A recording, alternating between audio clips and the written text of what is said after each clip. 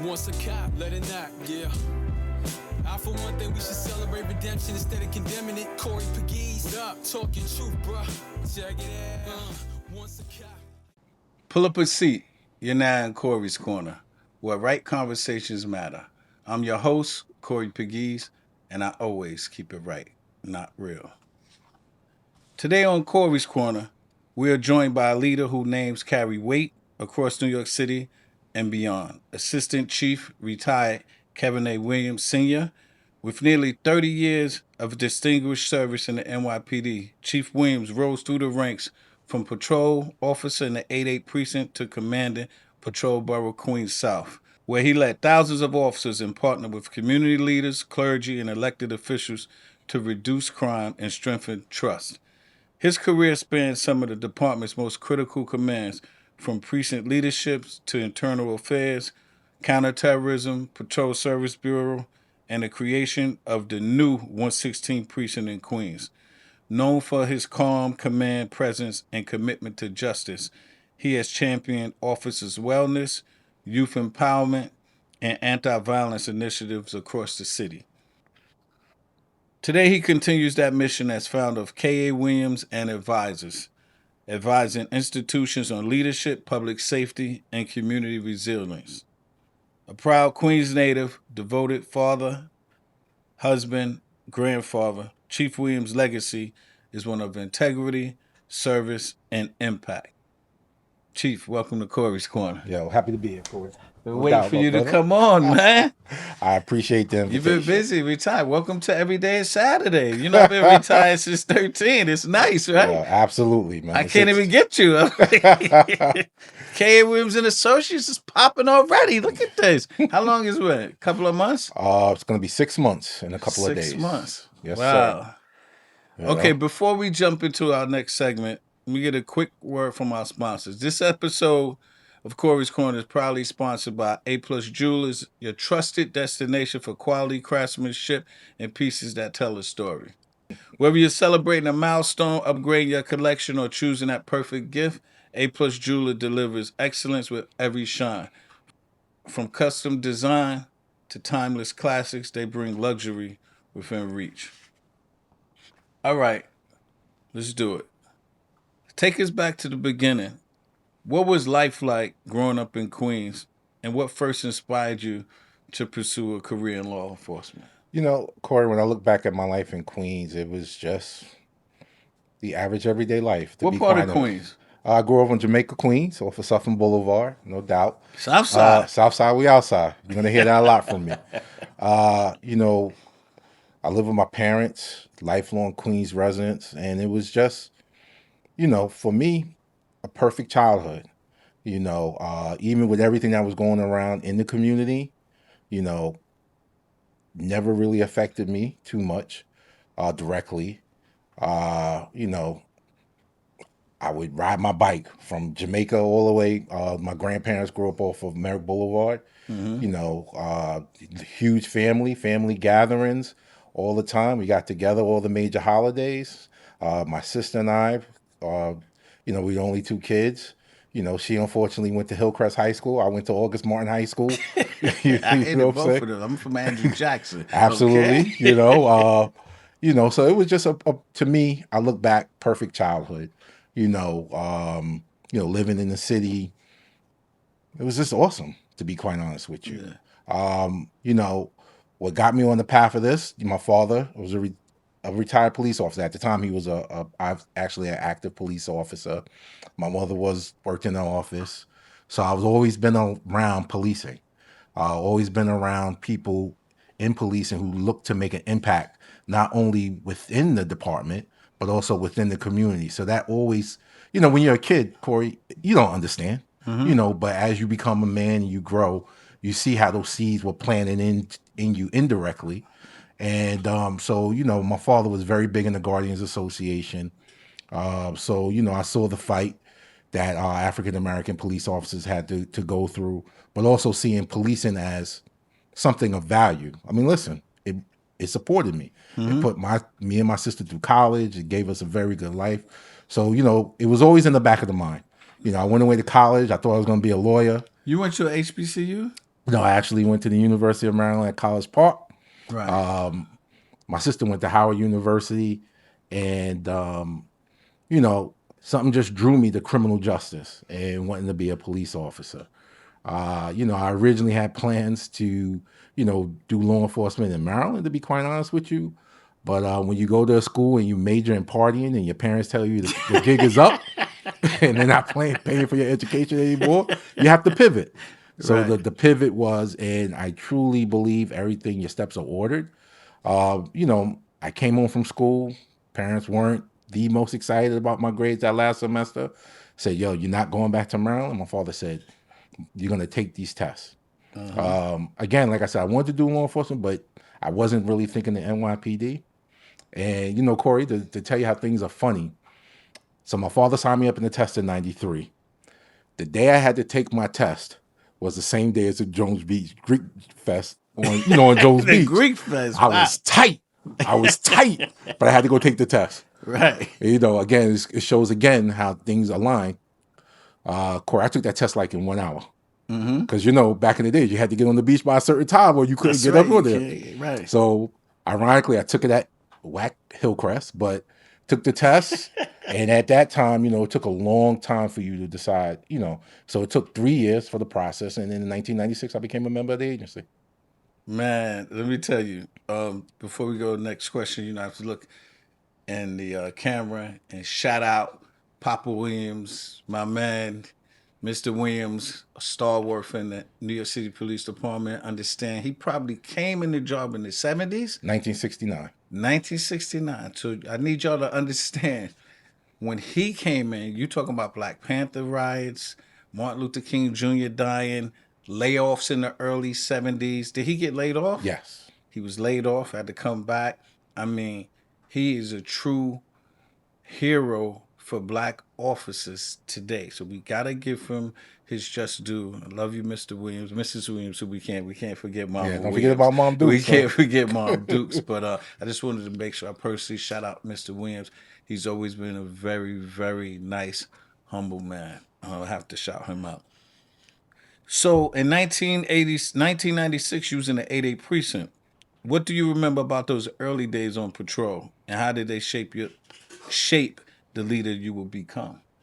Well, the early days of patrol, at first. Now let me just jump in. Okay. 88 precinct is known as like the precinct with the finest women in Brooklyn.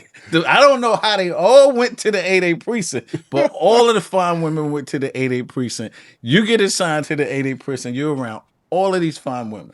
How did you even get to take the sergeant's test? Well, let's start by when I started out. So for a lot of people, obviously, downtown Brooklyn, Fort Greene area, which I will always call it, is not the Fort Greene area that it is today. So, but it was fun. You learn how to become a police officer.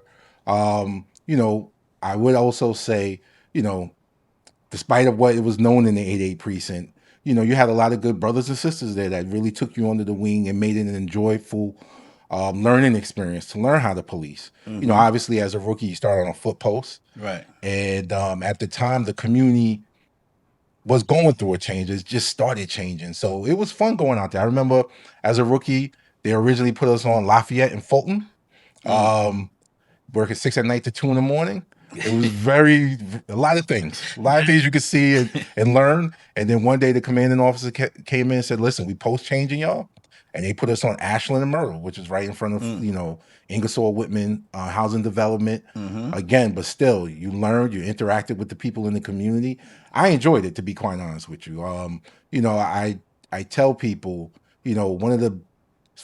some of the best times I had in the police department, when I was a police officer, responding to calls of service, just interacting with the community. Right. I think that's where you learn the craft of interacting with people, understanding people, reaching people where they are. So I kind of learned that because, again, it was at the time starting to be a mixture in the 88 precinct of a lot of different socioeconomic backgrounds and people of different cultures. So I enjoyed it, to be quite honest with you. At what point did you realize that leadership was a calling? It's interesting. So again, one of the biggest things I've harped on, and one of the things I've tried to do Now with my company with leadership mentor development, I always had a mentor. So, I was very fortunate to have my father as my first mentor. Right. And, one of the things he first told me is, listen, you come on this job, you got to make boss. You got to become a supervisor. My father retired a sergeant. I was very fortunate when I was in the academy to be exposed because in 1996 they had the sergeant exam. I think you took that sergeant exam. Yeah. So people were studying. So I had a instructor. Her name was Janice Brown, and sometimes you just see it. Shout She out, was, Janice. yeah, definitely shout out to Janice. She was studying at the time, actually, her and Debbie Martinez. And I want to say your test was like in October or something like that. So she was studying, she exposed me to it. And, just talking about, listen, there's different type of tracks you could go in this department. But as far as being a supervisor and being a leader, they imparted that into me. So I always knew that was the path I wanted to go on. So my motivation was, I came out the military. So I knew what a power structure was. And my first job was with the Supreme Team. So the Supreme Team was a drug organization, but it was like Supreme was the president, Prince was the vice president, Bimmy, Green Apple, all of those guys were lieutenants, and I was a street worker. So I kind of knew power structure. And plus, dealing with a lot of racism, you understand when me and you was cops, it wasn't a lot of black bosses.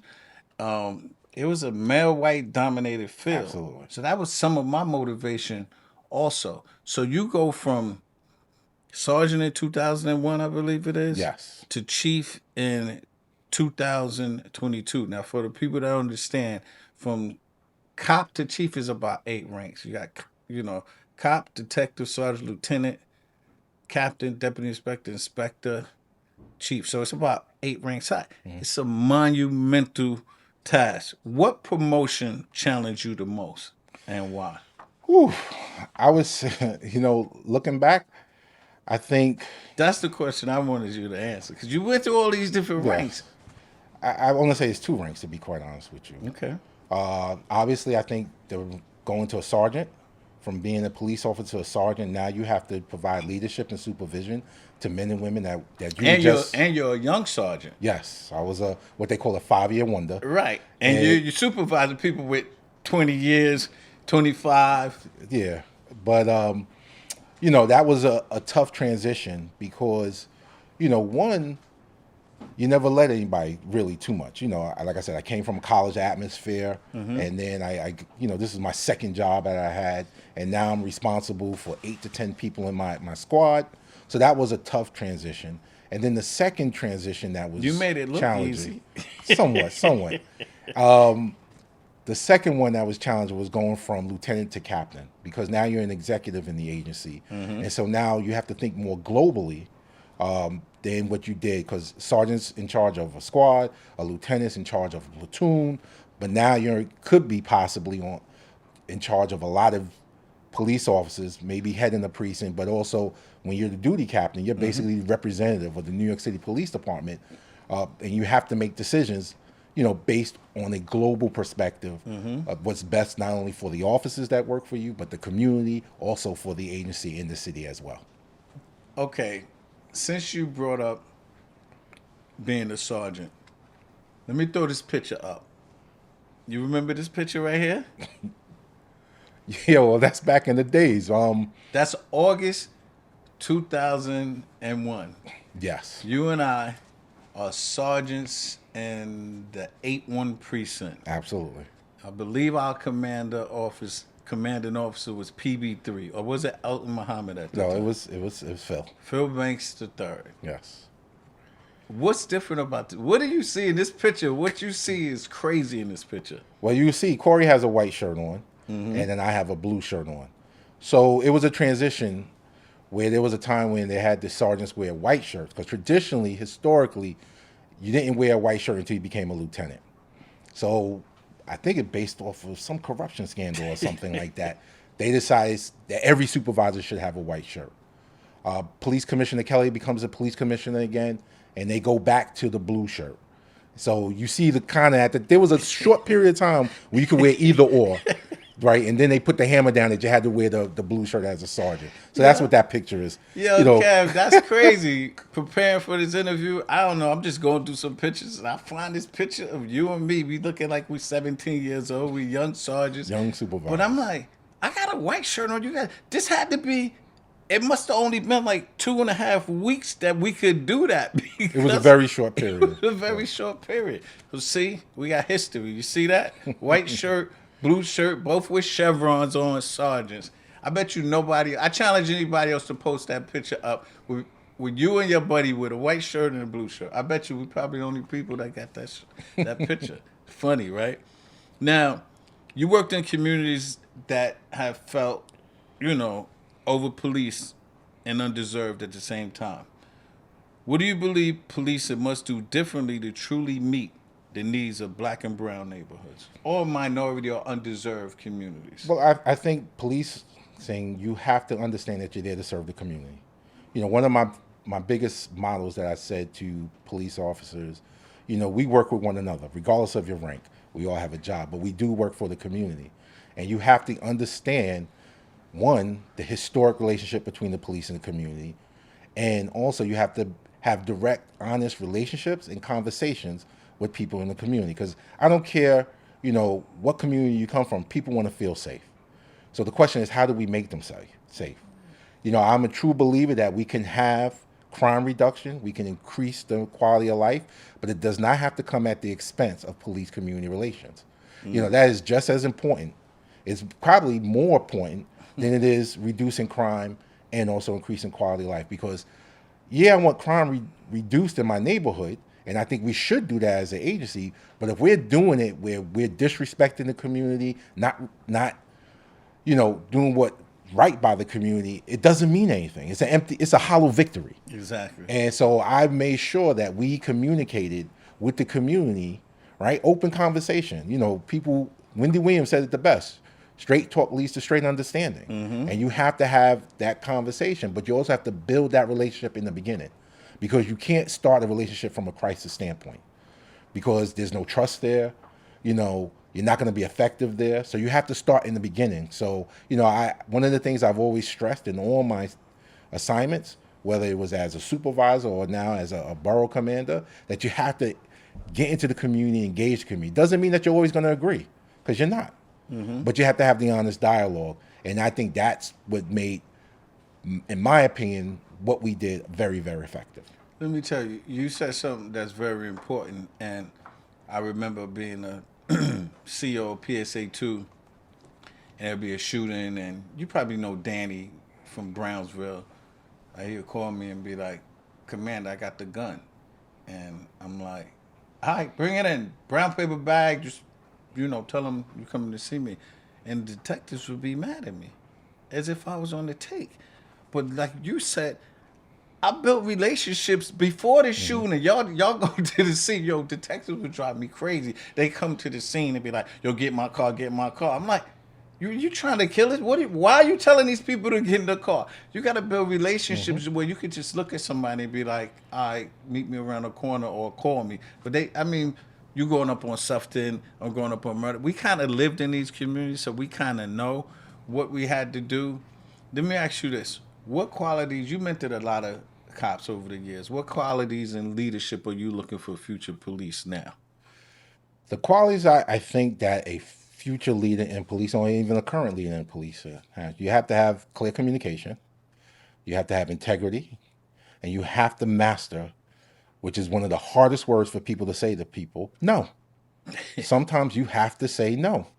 You cannot please everybody, and that's on both sides of the aisle. You can't please every police officer, lieutenant, sergeant that works with you, and you can't please everybody in the community. You can't do everything. Mm-hmm. So you have to master that, and you have to be in tune not only with your police officers, but in tune with the community.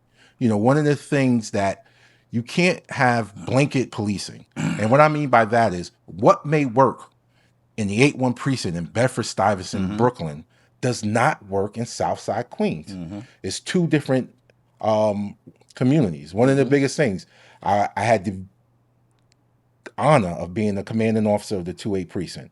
and Harlem. So Harlem is different than Queens. In Harlem, everybody barbecues in the front of the house. Well, they don't have houses. They don't have it, but they barbecue on the side because Right. of the structure of the community. Exactly. Whereas in Queens, that's like a no-no. Go in your backyard. Now, obviously, there's issues there, but Right. you have to be sensitive to that. You know, one of the things, you can't have a zero tolerance policy in regards to barbecuing, even though, yeah, there are some situations, but that's where it comes when you understand the community. Yeah, you and I know, and I'm just using this as an example, so please, the people at home, don't get upset. You and I know if they doing that on 117th between Lenox and 7th Avenue. 16th, 7th, and 8th. Yeah, but if they do it on 114th between 7th and 8th, you can't allow it to happen. Exactly. You know, so it's about that. It's about understanding, and leaders need to understand that.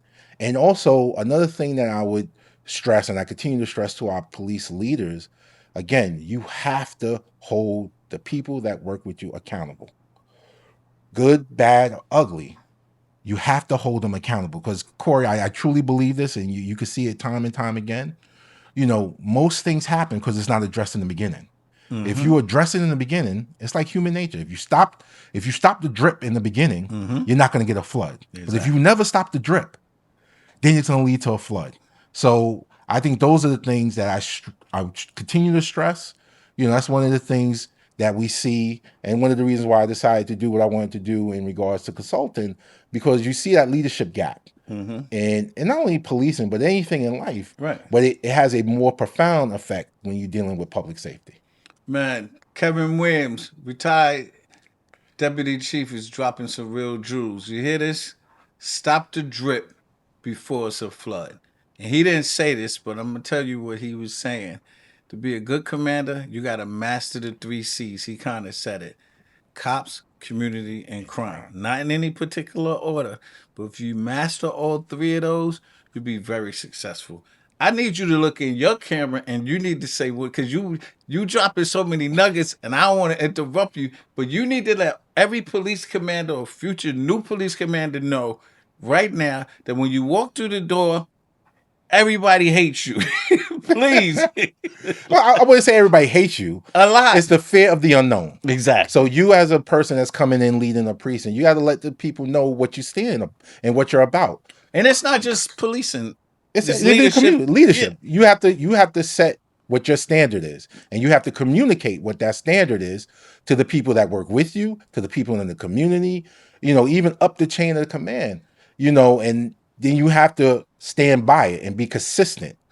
You know, leadership is also about consistency. And, you know, obviously there's individual situations and you have to, you know, handle that situation, but you have to be consistent with it. You know, one of the things I've learned early on, I never forget, I had a lieutenant in the 8-8 precinct. His name was Lieutenant Layden. You can set your watch by this man's roll call. He was the 3rd platoon commander. He had roll call every day at 3:00, and nobody was late because he was consistent with it. And I mean, it was incredible to me. And when he wasn't there, everybody was late. So what do you think the difference was? So you have to have consistency in your leadership. And so when you walk into the command and people are going to feel, it's like a feeling out period. People are going to feel you out. You're going to feel people out. So it could grow. It depends on how you're going to grow it as a commanding officer. Thank you for that. So on Corey's Corner, we have this fun segment called Spitfire Round.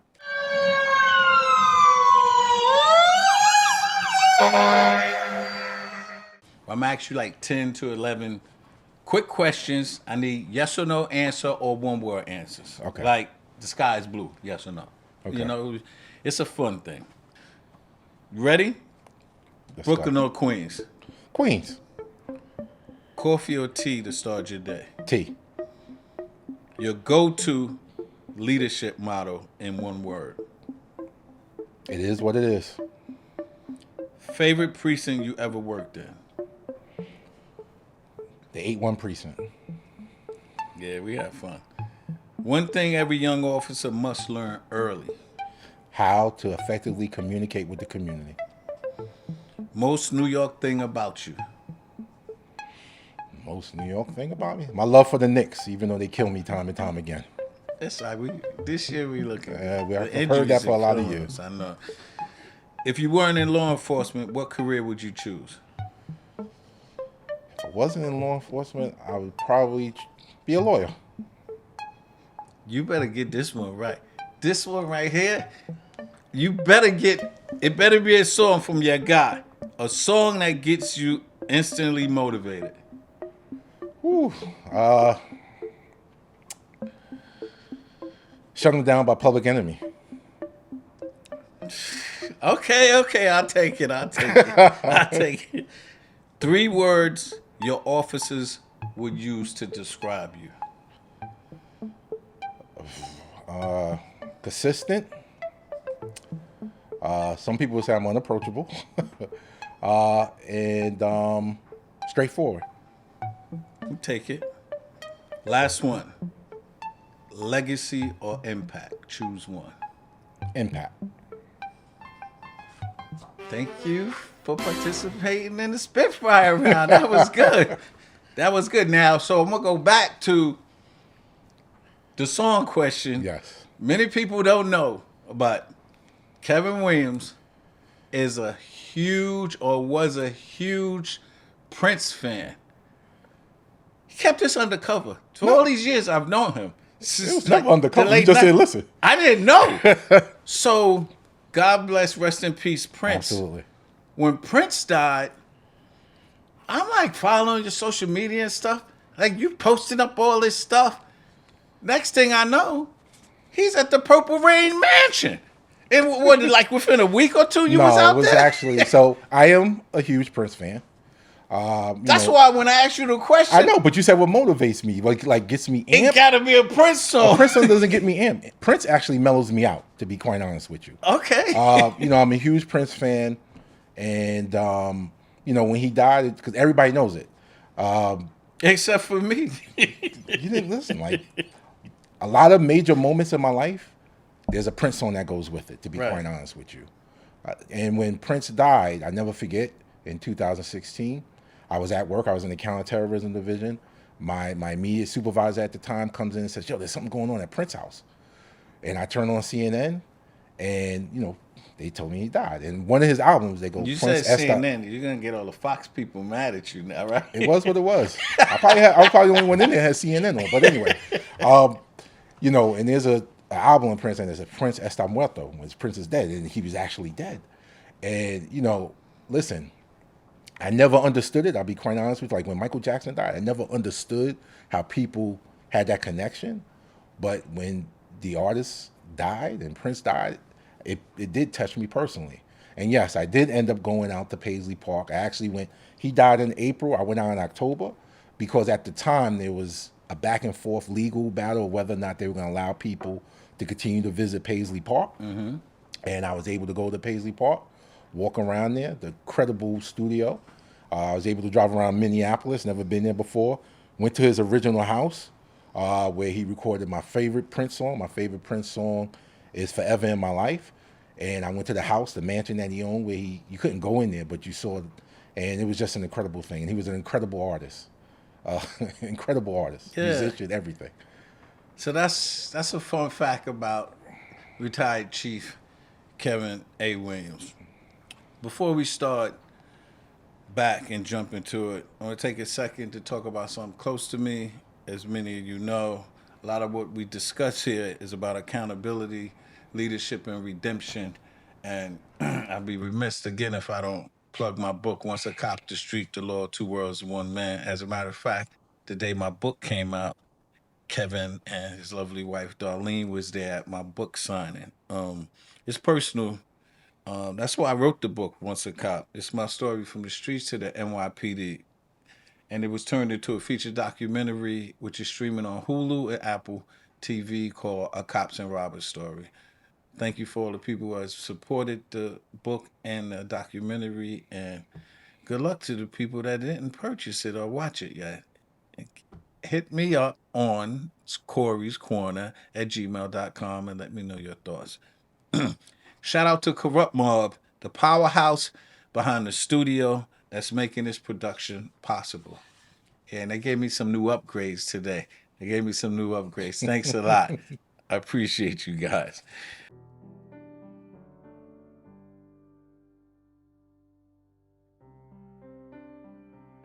Looking for the perfect gift that sparkles? Discover A Plus Jewelry, your trusted neighborhood jeweler located at 3041 Hempstead Turnpike in Levittown, Long Island. Whether you're celebrating a milestone, popping the question, or simply treating yourself, A Plus Jewelry offers stunning diamonds, custom pieces, expert repairs, and unbeatable service. Quality you can trust.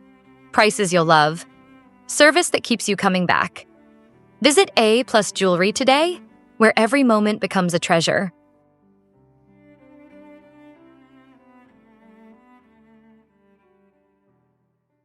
Let's jump back into it.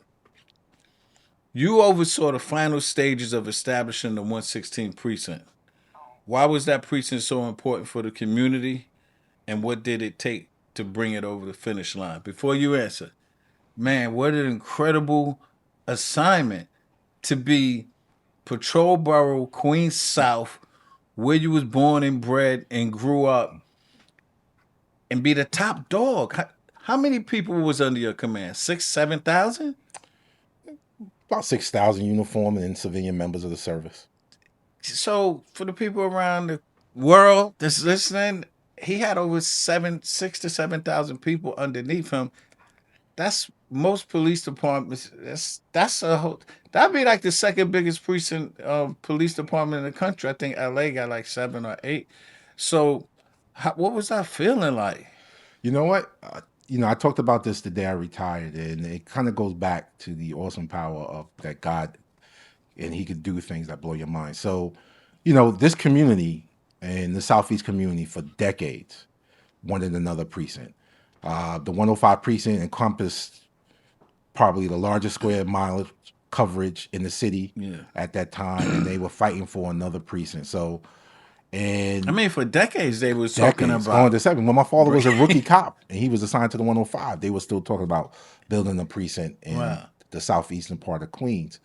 So it was probably 2014, 2015 when de Blasio became mayor and Commissioner Bratton came back. They talked about opening the 116th precinct. So there's a satellite station that they use to divide the command down in the Rosedale section of Queens. So, I'm a deputy inspector at the time. I'm in counterterrorism. And, I'm just simple. I thought they would just open a precinct like that. You had the satellite down there. So I wanted to be the commanding officer of that precinct, to be quite honest with you. Right. And I called somebody in the police commissioner's office. They basically told me, Kev, it's not going to work like that. So I said, okay. They have to build a new precinct, this, that, and the other. Fast forward, how God gives you things that blow your mind. He makes me the commanding officer as we're finishing the building of the 116th precinct. So it was awesome.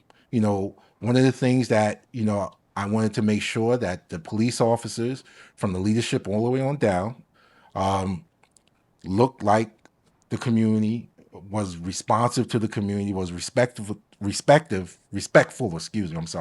to the community. So it was an awesome responsibility. And also, again, you learn a lot because you learn what it takes to staff a precinct, not only in regards to the staff, but also resource allocation, resource management, getting new equipment, and also being sensitive to the community. Because one of the biggest things that I fought for in the community was parking for the police officers. Because, when any precinct, they overtake a community when it comes to parking. Right. And that leads to friction between the people in the community. So there was some additional land that was to the side of the 116th precinct. And, when I became the command officer, I was adamant that parking become part. Now, people think it's a small thing, but try to find parking, especially in Southeast Queens, at different times of night. So we didn't want that to be a point of contention between the police and the community. But to sit there and see it open, next month will make 1 year since the command was up and running and functional. It was truly one of the honors that I had during my time in the New York City Police Department. Well, congratulations, because you're going to be in the history books. They'll never be able to take that away from you, implementing and helping to get that precinct up and running. Good job. And it goes back to what you said. It was about the impact. It's not about the legacy. Yeah. See, he even pays attention on interviews. He pays attention. I like it. Okay. From your experience in the Internal Affairs Support Services Bureau, What did that role teach you about integrity, accountability, and the culture of policing? Because I know you're in internal affairs. Me never been in internal affairs. I think everybody's on the take. I think everything is whatever because I'm not in there. Now you're in there and you're seeing. So from what I hear from we have mutual friends like former chief of IB, Miguel Iglesias and stuff. A lot of this stuff is minutia from what I understand. What you learn, one of the things I learned when I was in IB that, you know, it's not as bad as people make it, right? You know, we're dealing with an agency that has 50,000 members, uniform and civilian. And so a number of complaints that come into the IB call center are minute compared to the number of police officers and civilians that you have in the agency. You know, so that's the first thing you learn.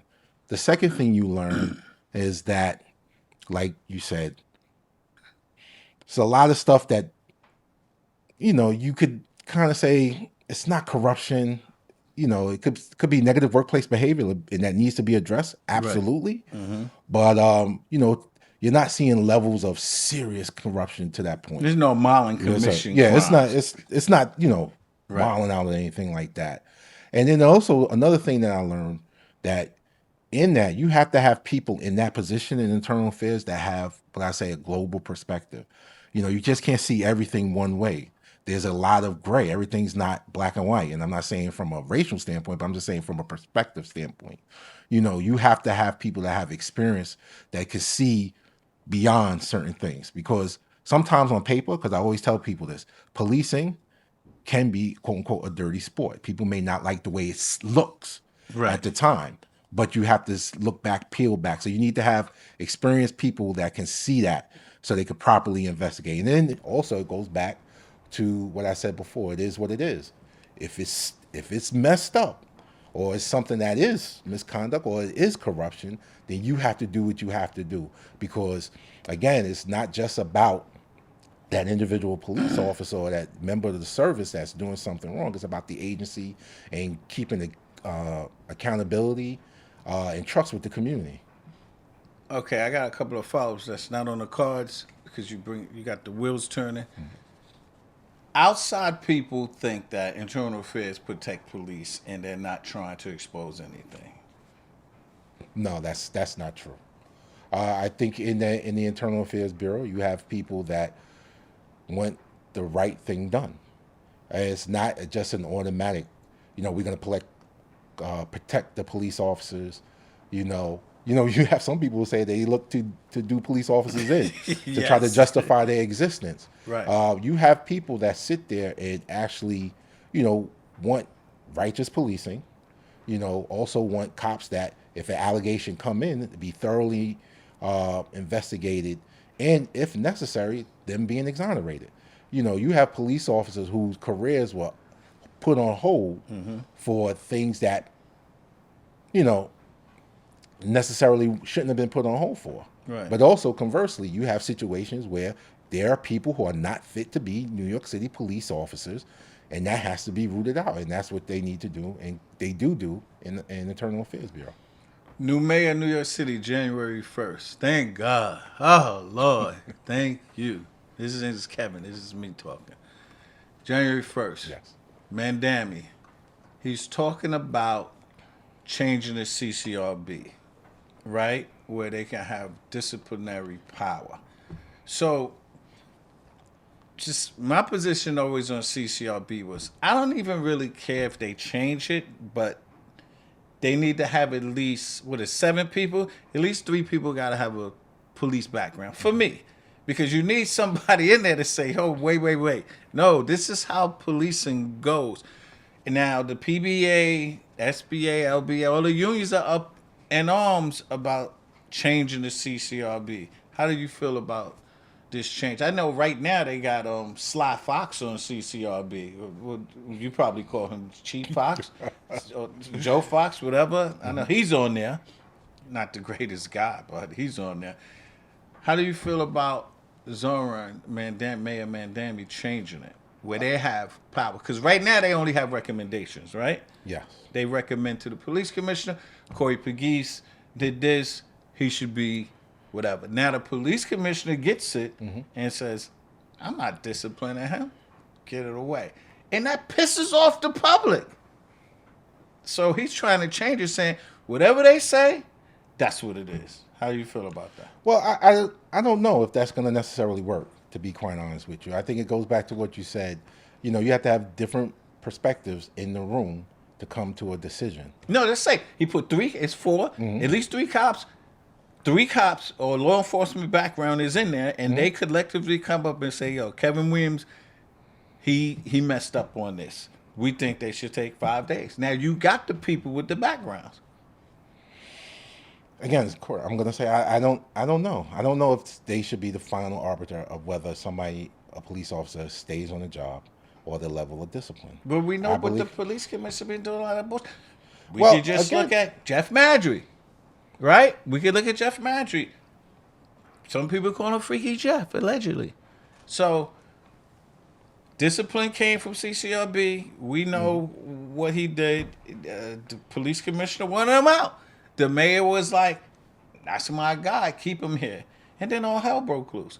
So, you know, you have those examples too. When Okay. it stays into the police commissioner's hand and the PC works for the mayor, it could be a problem.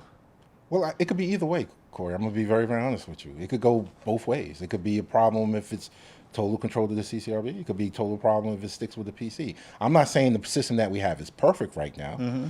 I think we should examine different models that could possibly work. I'm not saying all of one and one side or the other is the answer. You know, because if it worked currently, then we wouldn't have the problems that we have now, Right. or the perceived problems that we have now. And then if it goes the other way, we may still have, because you may have a situation where they may make a decision that people are not happy about. So you got to find a system, I think a check and balance system that can work. Obviously, there's problems with the current system. Obviously, we should look at different ways, but I don't know if one total way to the other works, to be quite honest with you. Okay, well, you know, you on Corey's corner, so I gotta push you. No, it's all good, Corey. It's all good. Push you to the edge. And I'm going to, like people say, I say, keep it a buck. I keep it a buck with you. Keep it right, not real. We love it. So, which assignment tested your integrity most, and how did you navigate those challenges? I think the big assignment that tested I don't think my integrity was ever questioned, but I think one thing where you had to really take a lot of different factors and not see everything as clearly black and white was being a commanding officer of a precinct. You know, when you're dealing with the lives Probably of, your best assignments, right? it was one of the best assignments, absolutely. When you're dealing with the lives of police officers, their personal lives, you know, even civilian members of the service, and you're dealing with the lives of civilians, you know, the members of the community, you know, you have to, again, have a line. You have to look at it from both perspectives, but at the end of the day, you have to make the proper call.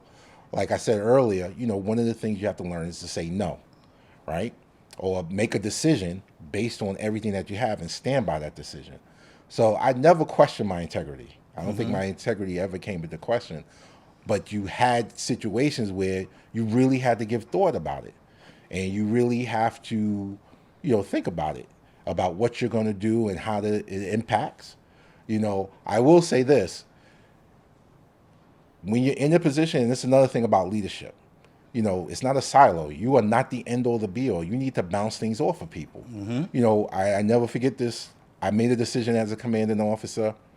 I went home and I told my kids, and, you know, basically my kids set me straight about how the decision I made was a wrong one. You know, my son actually said, "Dad, you know what? That's the reason why people hate police." No, seriously. He said that, and I had to think about that. No, yeah, And I that's changed real. and I changed course in regards to that. You know, obviously it wasn't a life or death decision. Right. Well, you know, so when you're in those pressured situations, you have to have, you know, your village of people that you can trust that could really, really tell you the deal. I did another situation, and I said this at my retirement party. You know, I was going to change everybody's tour because I didn't know how we were going to create what we did before, the supervisor's tour. And I had a conversation with my wife, and she basically laid me out and said how that was the dumbest decision that you could possibly make, affect people's lives of that nature.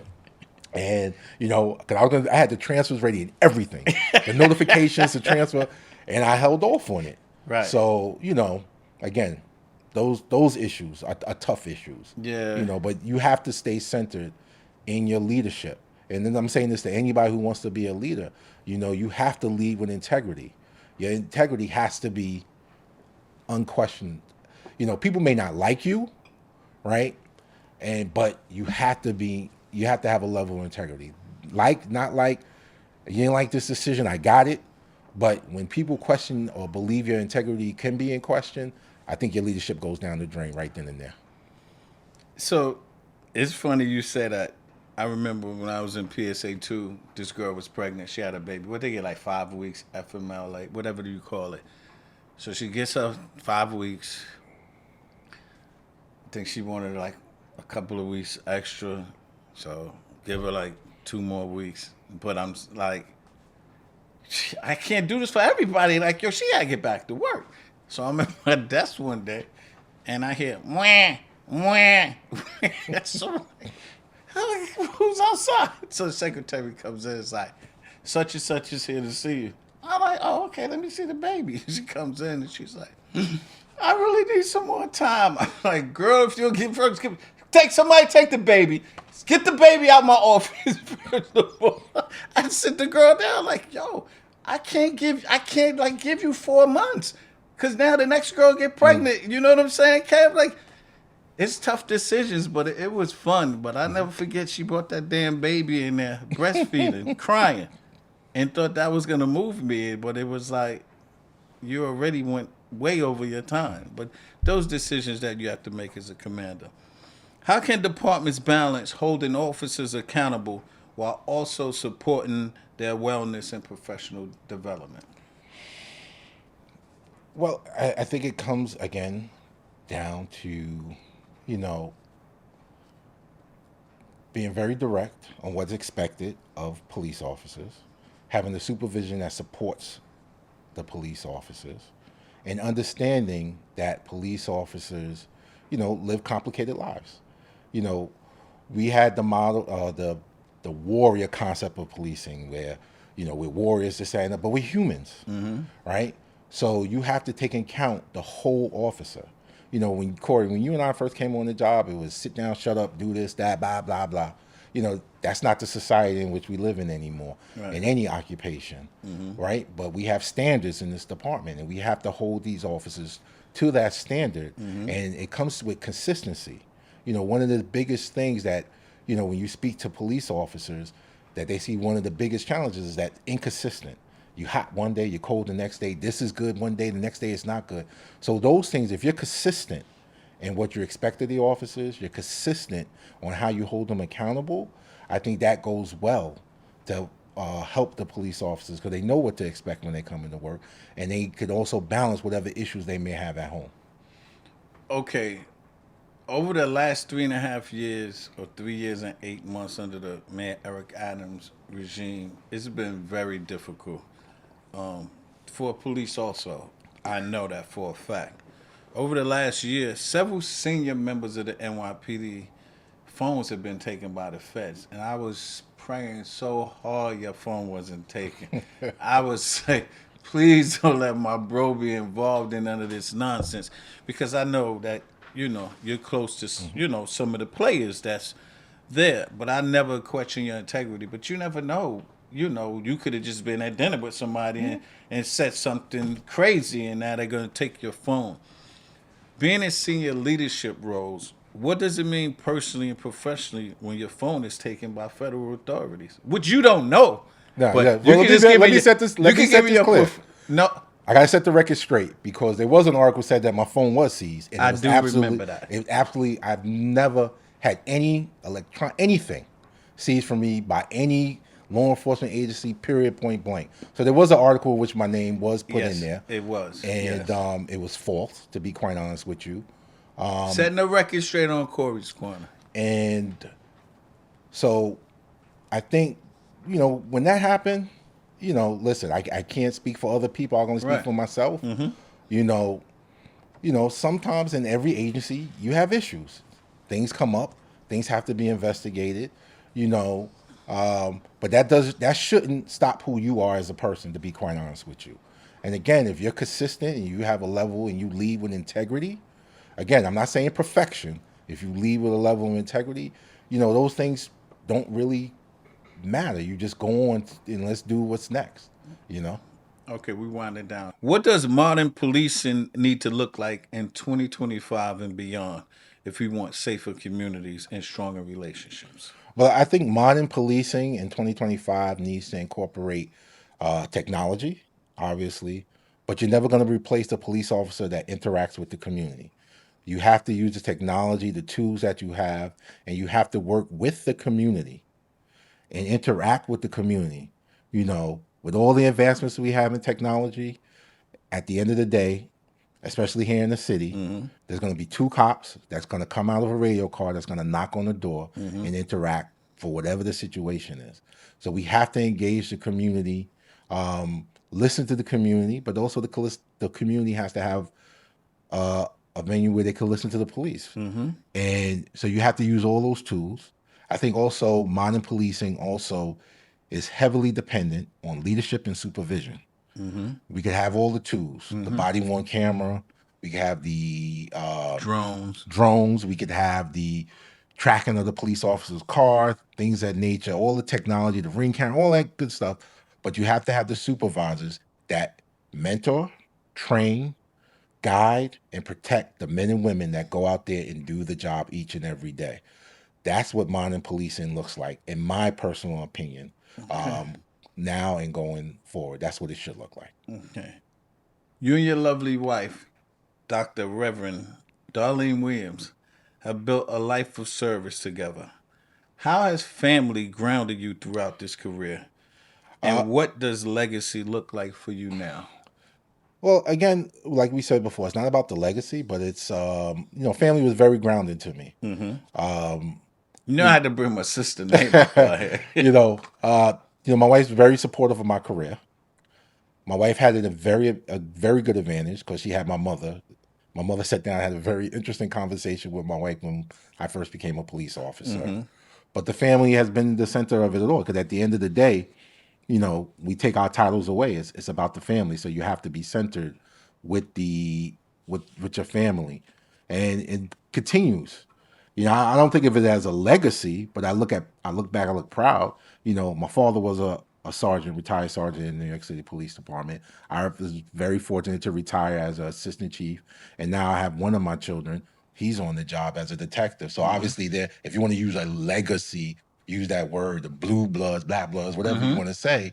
So it's proud to see that and understand that the legacy is going to continue in that essence. But I'm more proud of how my family helped me make an impact in all the places where I worked, because I understood the family dynamic. They supported me, and I used that as a model of where I worked and tried to implement some of the things from that premise. What inspired you to start K.A. Williams Advisor? Was it a money grab, or you really trying to put some information out there to help people be better leaders? It's one, to make better leaders. To be quite Two, to honest make with you, money. right? I mean, obviously, you want to be fairly compensated. Let's be honest with that. Exactly. Right? I keep it real. I keep it a buck, right? But also, you'll see, especially in a lot of different communities, when it centers around public safety, when one of the things we do crisis management, emergency preparedness. A lot of agencies or a lot of organizations don't understand the importance of it. And when you look at, whether it's a church, whether it's a school, or they don't understand. It doesn't matter until it matters. Exactly. Right? It doesn't matter until it matters. So, one of the things I noticed, that there was a gap there where you had agencies and you had community organizations, you had churches, things of that nature, civic organizations that needed that type of help. So I'm here to help people, whatever those needs in regards to that. And then the other thing, coming with 29 years of experience and 25 of it being in leadership and supervision and law enforcement, it's critical that today's leaders, lead with ethical, in an ethical manner, lead with integrity. So that's one of the things that we try to do. We have some things in works with certain law agencies where we're going to do some leadership training, because, like I said before, it all starts and falls with leadership and supervision. Corey, you've been around a long time. that drip. If you do not stop that drip, it's going to turn into something bigger. Exactly. And you could look at almost any case study that deals with, something bad happening in an agency. Yep. It always, almost 92% of the time, comes with a failure in leadership and supervision. So that's one of the things we're trying to do. I want to be a part of that conversation, helping agencies realize the importance. Think about it, Corey. You go to the academy for 6 months to learn to become a police officer. You go to, in certain agencies, you go to what we call training to be a leader for 4 weeks. You go from 6 months to 4 weeks, and now you're a leader of men and women who can make life and death decisions. That's right. I think there's a gap there that needs to be addressed. It's a big gap. So with Zoran Mandami being the mayor of New York City, and all the police unions are up in arms, all the politicians saying he's going to kill the NYPD because he want to bring people, mental health professionals to the scene, which I don't really have a problem with. They've been doing it all over the country. I think y'all started some a few years ago. We started a little project with a couple of precincts, was bringing mental health professionals to the scene. As someone who understands the department from the inside at every level, what do you think his election signals for the NYPD and policing in this city moving forward? I think his election signals that there's going to be some change, obviously, with every new administration. The question is how drastic the change is going to be. I went through a couple of mayors, a couple of administrations. We changed, but we can only change but so much. Because at the end of the day, there's a core mission in the New York City Police Department, and that core mission is gonna stay. Yo, Kev, I tell everybody the same thing. Now you have to look. Now, are there ways you could look to see where things can be done differently? Like one of the things, coming from the 90s, police handle everything. Problem, police. Problem, police. Right. Problem, we threw the police at every problem. Cat in the hat, Right. Police. Accident, police. Everything police. And we were able to see now how that doesn't necessarily, it's effective. It's not fair to the community. It's not fair to the police officers. You ask a police officer to do this, and now you're asking them to do this. But we've seen examples that have worked, where you use other city agencies. The first thing that comes to mind, you look at the Department of Sanitation. We used to be, the New York City Police, but I'm not going to say we, they used to be the lead agency in regards to vending. Right. Why did we need police officers to do vending enforcement? Right. It moved to the Department of Sanitation. A lot of work that was done around the illegal smoke shops. Let's get the sheriff involved in that. Exactly. Again, so I think his administration or any administration needs to take an honest look on things that we can do differently in policing. And I believe there are certain things that probably can be done differently to strike that balance, to be quite honest with you. So, we'll see what the future holds, to be quite honest with you. Okay, I'd be remiss if I don't bring up, you came through the Eagle program. The Eagle program was a class that myself, Lieutenant Julian Harper, and Lieutenant Leon Leslie, we all got promoted to sergeant lieutenant, and we felt like we had to give back. So we started teaching young officers to become sergeants, lieutenants, and captains. And you one of our 8 students. And we used to do the war games. Oh, you and absolutely. Yusuf will be looking at the Yusuf Thomas. He And I will beat be him. looking at. I beat you, Yusuf. You beat.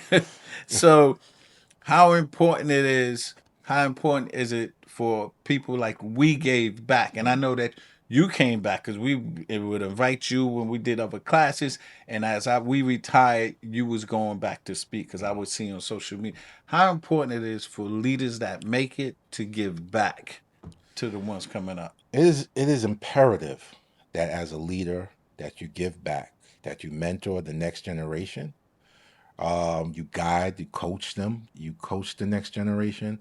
One, you don't want them to make mistakes that you made, to be quite honest with you. If the example that's given that I use, Corey, we're both going down south. You get on 95, 2 hours ahead of me. You see that there's an accident at the Delaware Memorial Bridge. If you call me, should I not change my route? So that's kind of what we need to do as leaders. We need to mentor the next generation and encourage them. You know, especially when you look at our, you know, so-called black and brown. I hate using that term, but when you look at our office, that's one of the things that Eagle, you know, it was able to put together people that I never knew in the police. So that's how I met you, to be very clear, and work up in this agency and use, you know, in various positions in this agency. But it is absolutely critical, you as a leader. What sense does it make for me to lead this agency and not have people that came behind me that can, you know, improve police community relations, improve how our officers are treated, improve how, you know, things are seen, you know, so it's critical because this doesn't stop with you. Right. You know, again, it goes back to what we said earlier. It's not about your legacy, it's about the impact. Right. So what impact are you putting on the future of policing or the future of men and women in the agency in which you work in? Okay. Well, before we wrap, is there anything that we didn't cover that you want to bring out? No, I thought you would talk a little bit more about the Eagle thing, and to be quite honest with how that was a powerful experience. You know, Corey, you and I came on this job at a time when there was a real push for, you know, black leadership and black supervision. We can name all the black chiefs. Yeah. You can't name them all now. You today. can't name. Yeah, actually, when we came on early on, you knew like there was 4 black Ziegler, leaders, Nelson, right? And even before that, before Nelson was an inspector when I first met him, right? And to see the change that you see in the agency, and to really sit back and know that you had a part in that. You know, like you said, you did the Eagle, I did Eagle, Right. The people that came out to sit there. It always strikes me. I remember back in 2009 when I became a captain, during African American History Month, they did a collage of pictures of all the African American executives. I still got that picture. And every picture was like this big. Yeah. You fast forward to last year, the pictures were this big. So that shows the progress we made. That's right. right. But if you're going to make the progress, you got to be able to understand that the community needs you and the police officers need you. And there's not a competing thing right there. You could do both, to be quite honest with you. It's funny because I always tell people about this Eagle program. I say, let me tell you some former Eagle students. Rodney Harrison, Juanita Holmes, Kevin Williams, Miguel Iglesias, like all of these people have gone on and spread wings and done some phenomenal things. And it makes me feel good to see you and the rest of them just going places, man. I love you. Well, thank you for your decades of service, your leadership, your transparency, and your impact both on the NYPD and the community. Your story is a blueprint for what principal leadership looks like. We appreciate you for coming on Corey's Corner. I love you, my brother. Love you too, man. And like one of the things we used to say, Queen South, South Side, we outside. South Side, we outside. All right. Before we go, I want to give a big shout out to our sponsor, A+ Jewelry, which is located in the Tri-County Mall in Levittown, Long Island. Stop by and see them at 3041 Hempstead Turnpike, Levittown, New York, for quality pieces, great service, and jewelry that truly stands out. Make sure you tell them that Corey Corner sent you. Ask for B. John. He's the owner. For our listeners, if you found value in today's episode, make sure you follow, subscribe, and support. This has been another episode of Corey's Corner. Until next time, keep pushing, keep grinding, and remember, it's not where you start, it's always about where you finish. I'm Corey Pegues, and I always keep it right, not real. Peace. Special thanks to our executive producer, our engineers, and much respect to Corrupt Mob for making Corey's Corner possible. Once a cop, let it knock, yeah. I for one thing we should celebrate redemption instead of condemning it. Corey Pegues, up, talk your truth, bruh. Check it out. Once a cop.